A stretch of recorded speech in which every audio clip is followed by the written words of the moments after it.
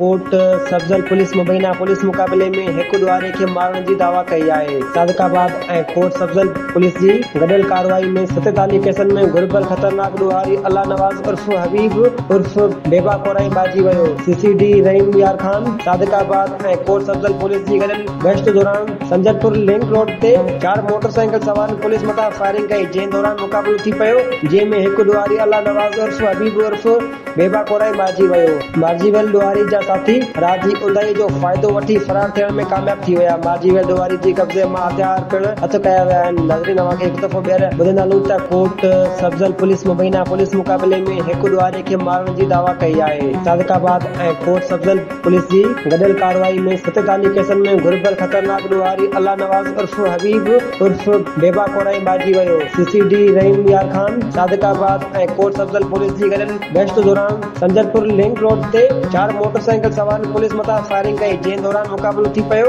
जंहिं में हिकु ॾुआरी अल्लाह नवाज़ उर्फ हबीब उर्फ बेबा कोराई मारिजी वियो। मारिजी वियल ॾुआरी जा साथी रात जी उंधाई जो फ़ाइदो वठी फरार थियण में कामयाब थी विया। मारिजी वियल ॾुआरी जी कब्ज़े मां हथियार पिणु हथु कया विया आहिनि।